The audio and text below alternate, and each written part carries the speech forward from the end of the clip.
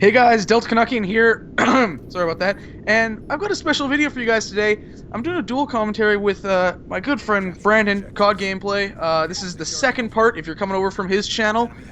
We've been talking about our thoughts on Black Ops 2, and now we're going to get into the next generation of consoles and the future of Call of Duty on those consoles. Yep, CodGameplay. That's what's up. Yeah. So do you want to start with where you think the series and the next-gen consoles will be going? Alright, I'll take this at the very beginning. I think for Call of Duty, I've had a little bit of troubles thinking of actually where they're going to take the next Call of Duty. And obviously, I think the next massive Call of Duty that's going to really bring it up to the next level is going to have to be in the next-gen consoles. And I think the whole community has realized that right now, all the Call of Dutyers are just hanging on to a thread with the current generation consoles because they need to do that, obviously. And with the next generation consoles, they have so many different approaches that they can do.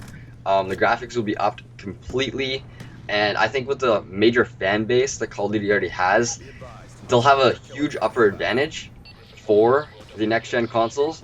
But with that being said, there's going to be so much more competition that'll rise that we have no clue what's even going to happen. So when thinking of Call of Duties for the next-gen consoles, I'm a little bit scared because in a way I think that Call of Duty actually could be beat. I think that it's greatly possible to happen, but at the same time, I'm kind of really excited because it's going to be a really, really good game in my opinion. And the way that they can take it, they can either keep it current, they can go to the past, or they can go to the future. And they've done all three, and now it's up to them to decide which way they actually do want to take it. Do they want to go like the World at War and go into the past? I kind of have like a feeling that they won't do that because they've already done it twice. They go Modern Warfare, which was a pretty good success they already did it 3 times though. Or I think they're might take it into the future even more. And the thing about taking it into the future even more is that it kind of takes it away from the past Call of Duties, but it adds the ability to add so many more things. And what do you think? What do you think about the next gen consoles? Well, Black Ops? for me, with the Call of Duty series as a whole, Infinity Ward is a shell of their former being. Yep. And I don't intend to purchase another game from that development team. I'm only really going to pay attention to Treyarch, and I really don't know what they will do because I look at how the story in Black Ops 2 played out, and I don't think they will want to make like a direct sequel to that takes place right after, a few years after. They'll do the same thing they did with the first Black Ops. They'll push it forward or, whatever, a certain amount of years, have some characters return, but not necessarily do away with this whole notion in video games and wars happening every 5 years. There's some new national threat. Every other year, some new guy has come to destroy the world.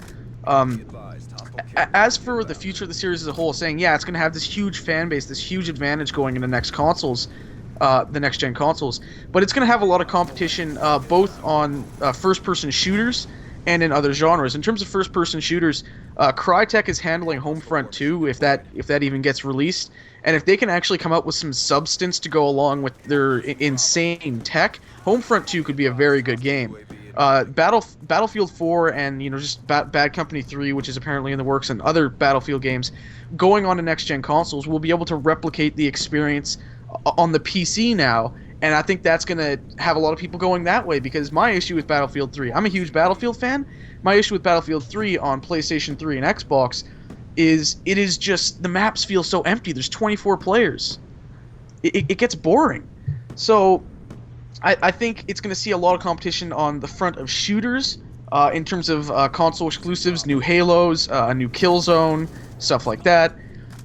And the other thing is that every console generation has kind of had a specific genre that has been at the forefront during that console generation. The PlayStation 1, I'd say role-playing games were really big on that.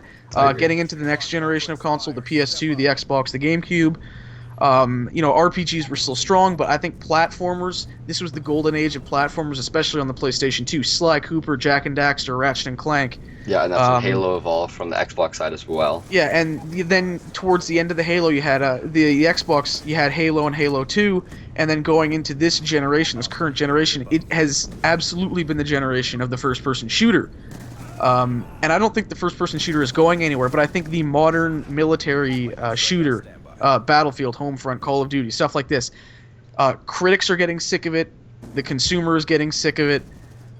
They got to do something new, because for me, I'm looking at games like BioShock Infinite and Far Cry 3, both first-person shooters, but they're not military shooters, and I enjoy them so much more than I do the Call of Duties and the Battlefields of the world.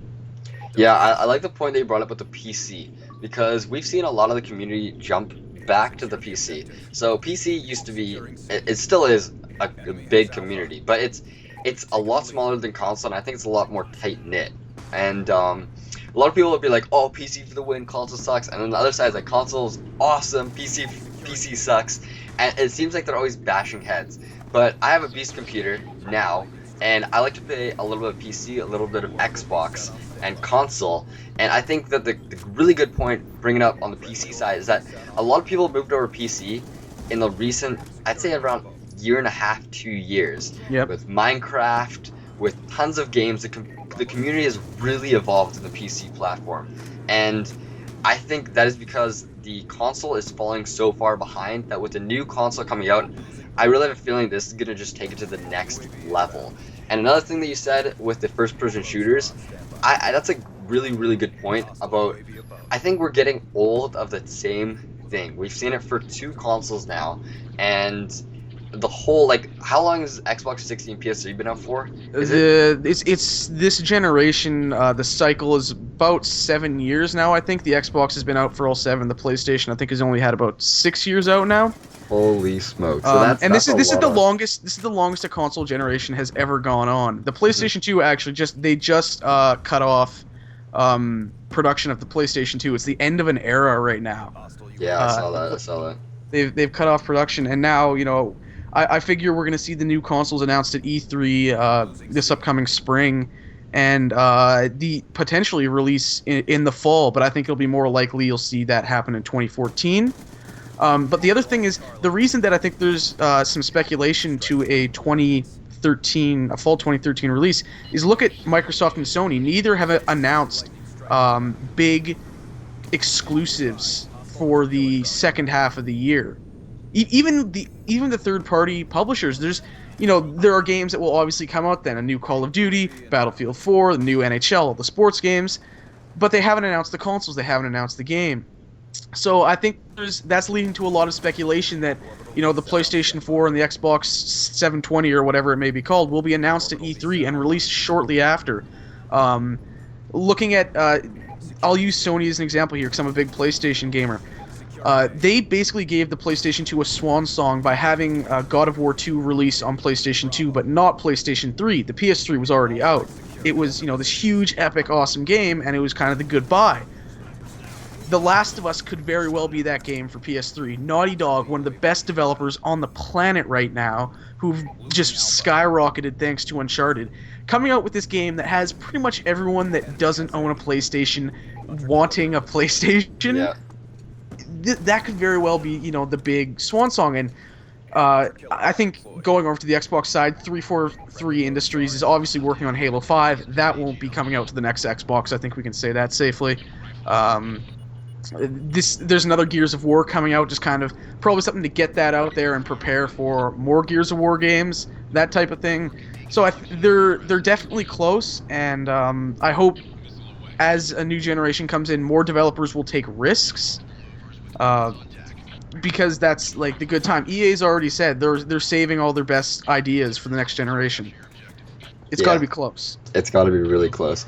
And one thing that I'm really wondering, what's the price is going to be on these next generation consoles?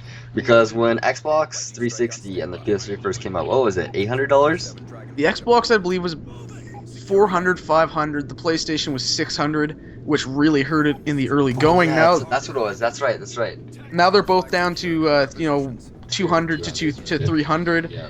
The rumor is they're going to look at basically $500 as the cap. You know, they're going to use. I know Sony. The rumor is they're going to abandon the cell processor and go to some stuff that'll make some tech that will make it cheaper to manufacture the consoles and cheaper to sell. And what's gonna happen with that is there's not going to be a huge leap between graphics between these two generations like there was from the PS2 to the PlayStation 3. Right, there will be improvement, but it's not going to be as big of a gap. Big of a jump. That was a massive jump in when the PS1 going or yeah. Well, PS2 it was in terms of detail, but actually going back to the PS1 is probably where the biggest jump happened, where you're going from 8-bit, 16-bit graphic to now full 3D modeling, and that's probably the biggest leap it will ever take. But it's the changes between generations is going to just grow slower and smaller and smaller, and I think we're already seeing next gen titles on current gen consoles. A game like I mentioned earlier, like I mentioned in part 1, Assassin's Creed 3, which I'm playing right now. I can't believe that game is running on my PlayStation 3. That game is just insane. All the things that are going on, the worlds are massive, it looks beautiful. The frame rate does struggle at times, but it also gets up to 60 frames at times. It's insane. Yeah, I know exactly what you mean. I've thought of that a little bit of times as well. One last thing before we end this, Nintendo. Like, oh god. I think when everyone always talks about the next gen consoles, they're always like Xbox versus PS3 or Xbox versus PlayStation.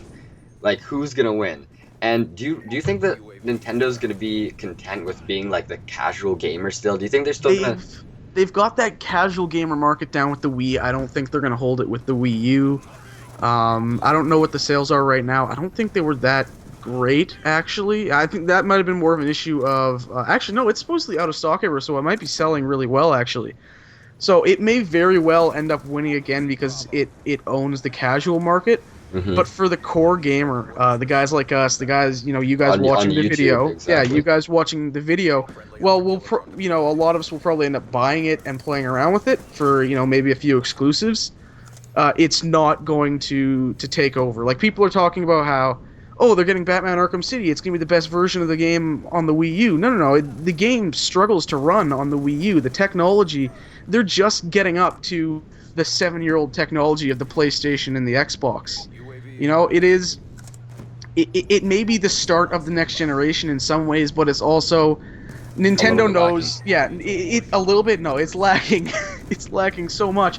But Nintendo knows their target is the casual, the kids, the young families. And the creative innovation as well. Yeah, and they get some really cool stuff on there. Scribblenauts is a really cool game. Yep. But the thing is, they're getting this third-party support right now, but whether that stays, who knows? And that's really the key for if Nintendo is going to be really up there with Sony and Microsoft's new consoles. But I think it'll probably end up outselling. I think we should finish on that note. What do you say? Yeah, I think we should finish. Anyways, you guys obviously know who I am. You're at my channel. If you're not subscribed to Brandon here, he's got a lot of subscribers. He's earned them. Go check him out. He posts some great content. He should post more often, though. Yep. So yeah, links all over the place to stuff we've talked about, channels and other videos. And go watch part 1 if you haven't, because that was also good.